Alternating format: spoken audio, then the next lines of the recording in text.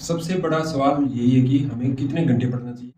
आखिर में क्या करने लगते हैं, सोशल मीडिया पे हम टॉपर्स की वीडियो को देखते हैं और ये सोचते हैं कि ये कितने घंटे पढ़ के उन्होंने सिलेक्शन लिया है। तो सबसे बड़ी समस्या यही है कि कितने घंटे पढ़ना चाहिए, और हम पूछते भी हैं अक्सर दूसरों से कि आप कितने घंटे पढ़ रहे हो, आप सिविल सर्विस की तैयारी कर रहे हो, एसएससी कर रहे हो, तो हम पूछते हैं, ना कि हम अपने अकॉर्डिंग टाइम को मैनेजमेंट करते हैं। कभी कभी ऐसा बात करेंगे कि हमें कितने घंटे पढ़ना चाहिए और हमें किस अनुसार, टॉपर्स की वीडियो के अनुसार पढ़ना चाहिए या खुद के अनुसार।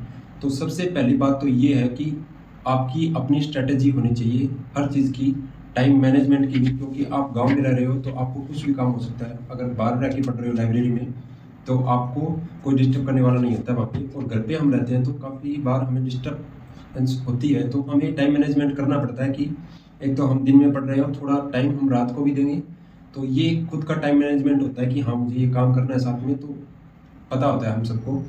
और दूसरा होता है कि कितने घंटे पढ़ना चाहिए, 15 घंटे, 20 घंटे। हम टॉपर्स को देखते हैं कि काफ़ी बार हमने वीडियो देखी है, 15 घंटे पढ़ते हैं। तो सच कोई नहीं बताता है, सच आपको ही खुद का पता होना चाहिए कि मुझे कितने घंटे देना चाहिए एक सब्जेक्ट को। उसके अकॉर्डिंग मुझे उसका नोट्स भी तैयार हो जाए, उसके सिलेबस भी कंप्लीट हो जाए और उसकी प्रैक्टिस भी हो जाए। तो ये हमें किसी दूसरे से नहीं पूछना है कि हमें कितना टाइम देना चाहिए। और तीसरा, हम मोबाइल में कभी कभार लग जाते हैं बीच बीच में पढ़ते हुए, तो वो क्या करता है, आपका टाइम बर्बाद होता है उसमें। तो आप 45 मिनट का या 50 मिनट का एक सेशन लगाने के बाद आप 2 मिनट मोबाइल चला सकते हैं, उसको फिर साइड में रख दीजिए, फ्लाइट मोड में या साइलेंट मोड में। तो वो आपका टाइम बर्बाद नहीं करेगा। तीसरा, हम बुक्स लेके बैठे रहते हैं सामने धर के, तो ये भी कोई 15 घंटे वाली पढ़ने वाली बात है नहीं उसमें। तो क्योंकि आपकी अगर कुछ चीज़ें पढ़ रहे हो और आपको जब एग्ज़ाम देना है 1 महीने बाद, 2 महीने बाद, अभी तो आपको वो चीज़ याद नहीं आ रही है, तो इसका मतलब ये है कि आपने उसको अच्छे से नहीं पढ़ा है और उसकी प्रैक्टिस नहीं की आपने। तो फिर आपको कैसे याद रहेगा वो। और अब हमें ये सोचना है कि जो 15 घंटे में पढ़ रहे हैं, वो 7-8 घंटे में भी हम पढ़ सकते हैं अच्छे से एक सब्जेक्ट को। जैसे हम पॉलिटी को पढ़ रहे हैं, कॉन्स्टिट्यूशन के, एक कॉन्स्टिट्यूशन को पढ़ लिया हमने, और उसके बाद हम क्या करेंगे, उसके एमसीक्यू प्रैक्टिस करेंगे, नोट्स भी तैयार करेंगे साथ में, ताकि हम लास्ट रिवीजन पे उसको समझ सकें।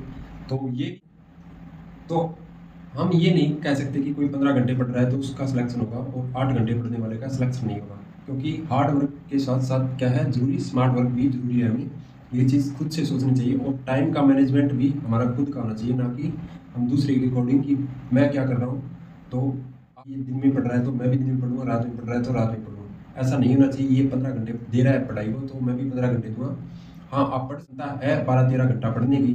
जैसे आपने 3-4 घंटे लेक्चर दे दिए, कुछ टाइम आपने एमसीक्यू प्रैक्टिस या लिखने की प्रैक्टिस की, नोट्स बनाने, और साथ में रिवीजन भी करना है, करंट अफेयर्स भी पढ़ना है, तो लगभग मिला के हो जाता है कि 10-12 घंटे। लेकिन हम ये काउंट नहीं कर सकते कि हम 20 घंटे पढ़ रहे हैं, क्योंकि पढ़ वही रही है सिर्फ जो हम याद कर पा रहे हैं लास्ट एग्जाम के लिए।